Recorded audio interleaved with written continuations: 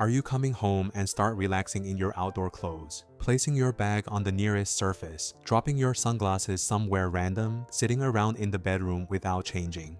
There's nothing technically wrong with that until you start asking, why don't my clothes last as long as they should? If you're investing in pieces you love, then they deserve better care. And it often starts with the small habits we don't think twice about. And especially if you're like me, someone who believes in investing in quality pieces for the long term. Knowing what contributes to longevity makes a big difference. Because the truth is, taking care of your clothes isn't complicated, it just requires a little more intention. From dressing based on setting, minimizing unnecessary washing, to following care labels and maintaining leather properly, I'm sharing exactly how I keep my items in their best condition while still enjoying wearing them. Let's get into it. The first principle is simple but powerful. Dress based on setting. It's about being mindful of what you wear in different environments and how those settings can affect your clothes. When I get home, I don't stay in the same clothes I wore outside. The first thing I do is head into my closet and change into proper indoor wear, something soft, breathable, and comfortable for relaxing. It could be a clean set of pajamas, loungewear, or even just a fresh tee and joggers. This small ritual signals the end of the outside world and the start of home time.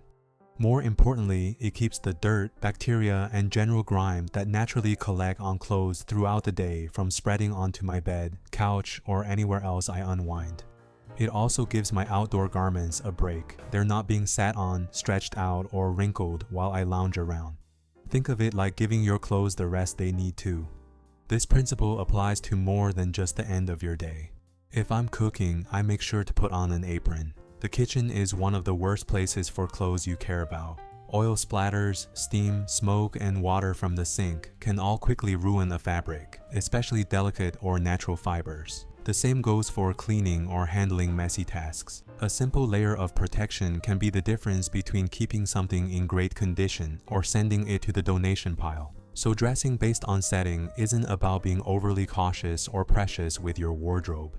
It's about creating a habit of intentionality. Knowing when to change and how to protect your clothing is the foundation of keeping your pieces looking their best, season after season. Now, most people assume that the more you wear something, the faster it wears out. But the real culprit behind fading colors, thinning fabrics, and warped shapes, it's not overwearing, it's overwashing.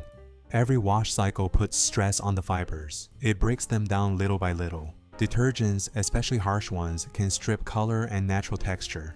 And the dryer? That's a whole other level of damage. Heat and agitation are brutal on garments. Not to mention, frequent washing uses a lot of water and energy, which isn't great for the environment either. So here's how I approach this with intention. First, I wear a base layer, a tank top, undershirt, or even a lightweight tee, under any delicate or structured pieces like button-down shirts, sweaters, or jackets. That base layer acts as a shield. It absorbs sweat, body oils, and odor throughout the day so that the outer piece stays fresh longer.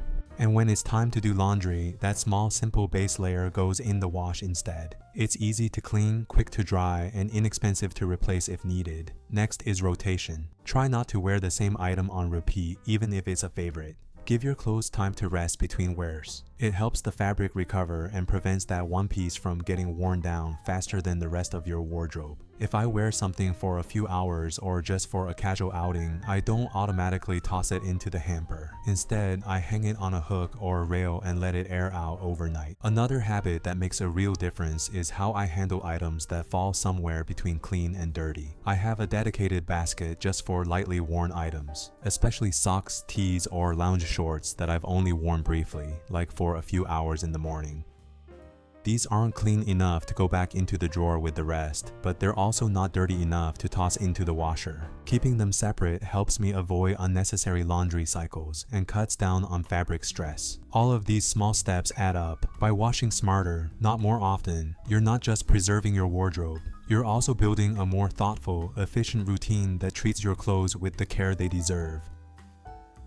Principle 3. Follow the care label. It sounds so basic, right? You've seen that little tag stitched into every piece of clothing. But let's be honest, how many times do we actually read it? I used to just toss everything into the washer and hit the same cycle out of a habit. Whites, colors, delicates, didn't matter. I was in a rush or just didn't want to think about it. And then the regrets started stacking up. That perfect fitting tee came out 2 sizes smaller, a wool sweater peeled beyond recognition, and a pair of structured pants lost all shape. I've had to hand over so many pieces to my wife because they no longer fit me after a single careless wash. That's when I started slowing down. Now, before I even load the washer, I check every garment's label. Not just a glance, but an actual read-through. If it says cold wash, I make sure it goes in with other cold wash items. If it says hang dry or flat dry, I don't throw it into the dryer just because I'm in a rush. If it says dry clean only, I set it aside until my next run to the cleaners. These instructions aren't just suggestions. They're the manufacturer's best guidance for keeping that fabric looking the way it was designed to look. And it's not just about water temperature or how you dry something, it's also about choosing the right detergent. Wool, for example, is sensitive and needs a gentler formula than cotton. It's a habit that turns into respect for the fabric, for the craftsmanship, and honestly, for the money I spent on those pieces.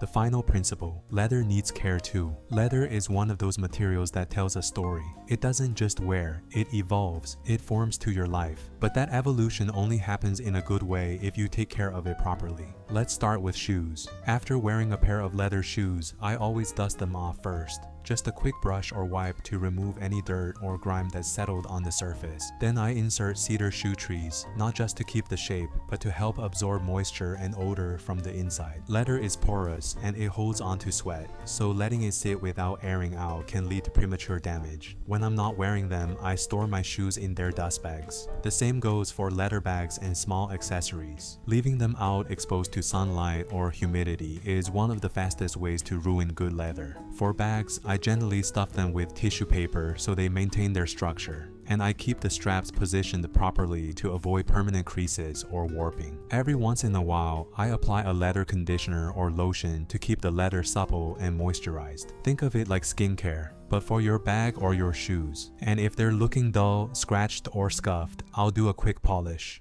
If you're into leather shoes, it's worth investing in a few shoe creams in colors that match your go-to pairs. And don't forget a good wax polish for shine and protection. It doesn't have to be elaborate, just a cloth, some cream, and a few minutes of your time. You'd be surprised how far that goes in restoring the look of well-loved pieces. Caring for leather is less about perfection and more about preserving character, giving your pieces the attention they deserve so they can age gracefully with you. I hope you found these tips helpful and maybe even picked up a habit or two to try out. Let me know in the comments what you do to make your garments last longer. Maybe it's a specific routine, a product you swear by, or just a mindset that keeps you thoughtful about how you wear and care for your pieces. And if you're already doing some or all of these things, good for you. It means you understand that style isn't just about how something looks, but how you treat it. At the end of the day, it's not just about fashion. It's about being intentional, about building a wardrobe you can rely on, and letting every piece reflect the way you live. And as always, dress with intention.